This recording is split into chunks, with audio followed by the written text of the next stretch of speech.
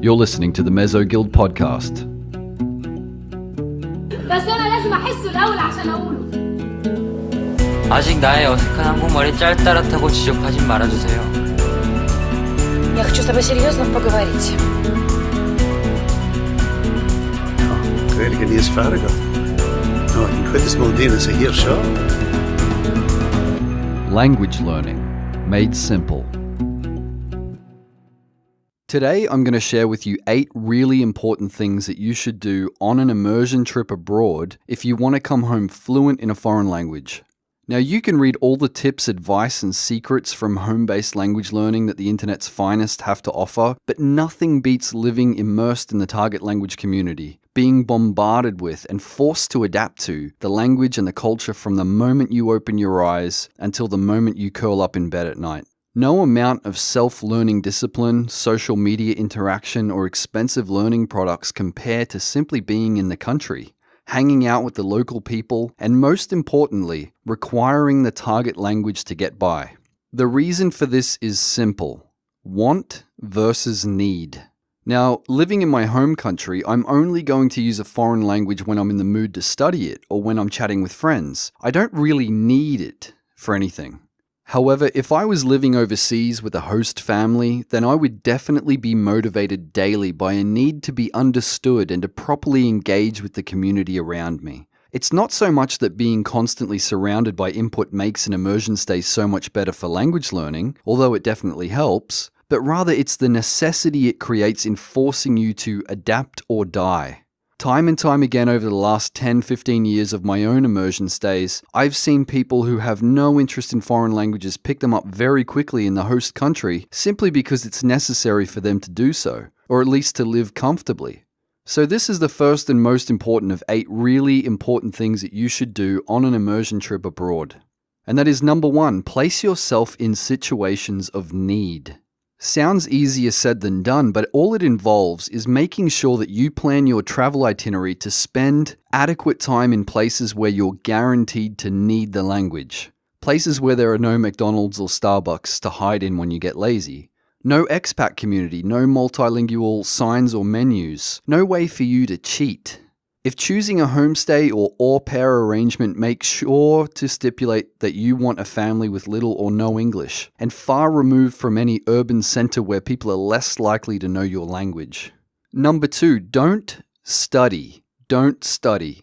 Now you might say, but I'm here to learn a foreign language. Why would you tell me not to study? Well, take advantage of every damn second that you have in the target language country and leave the grammar books for when you're back home learning on your own again. Get outside and find every opportunity you can to practice. Remember this, that time spent in the books while the language is alive outside the house or outside the classroom is a golden opportunity completely wasted. Number 3.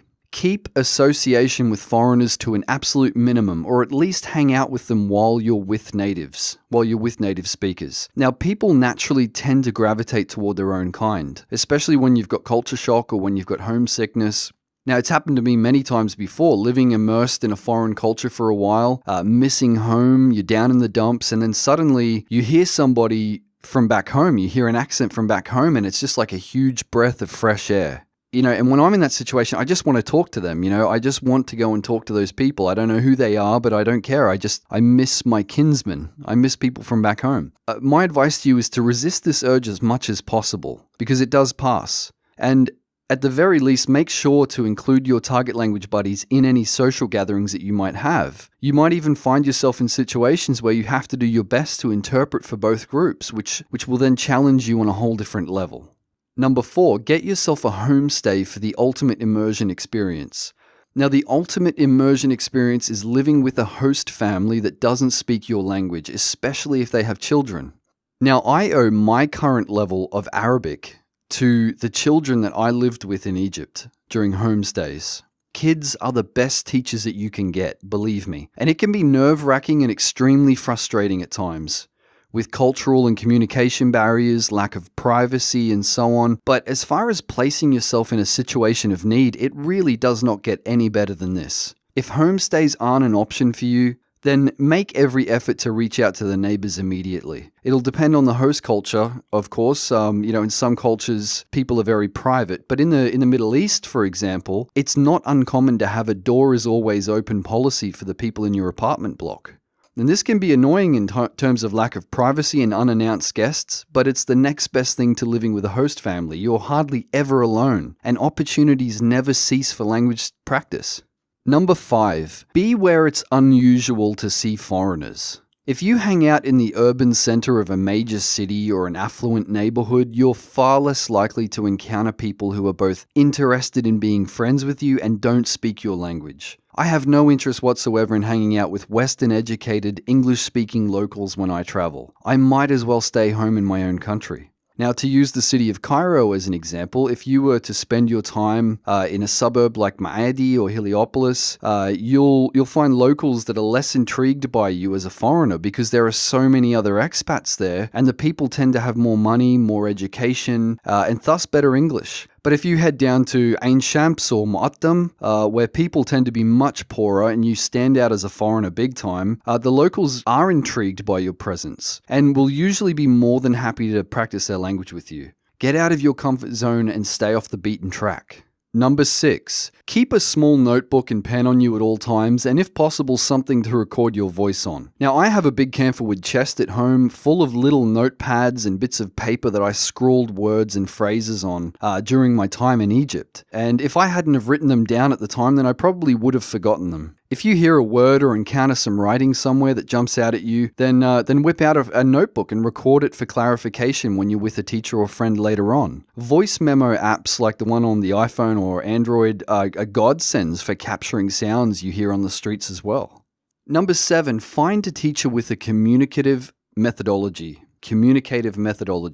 I know I said don't study, but if you can find yourself a teacher who uses a communicative approach, then I strongly suggest you meet with them once or twice a week.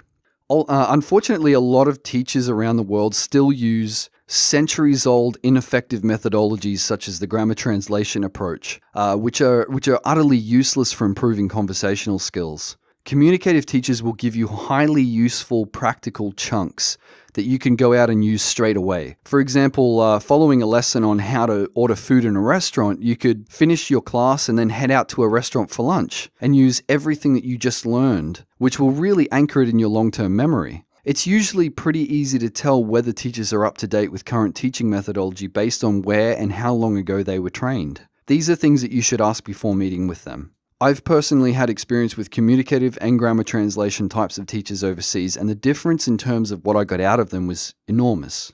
Number 8, volunteer your time to assist people with their English or your native language.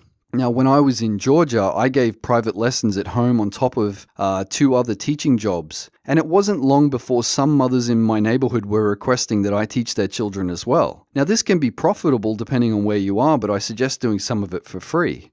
The reason why I say free is for a few reasons. The first being that you're trying to form friendships to enhance your target language, but if you charge money, it creates a professional relationship divide between you and your student's family. It becomes just business. If you offer your time for free, then there's no pressure on you. And if you took my advice and went off the beaten track to a poorer area, then judge for yourself whether you'd feel right taking money from people who probably earn less than you, a lot less than you. So, as far as your own language learning is concerned, it's just another way to meet people and become part of their families at the end of the day. So there you go. Those are the 8 important things that you should do if you're considering to go on an immersion trip, a language immersion trip overseas.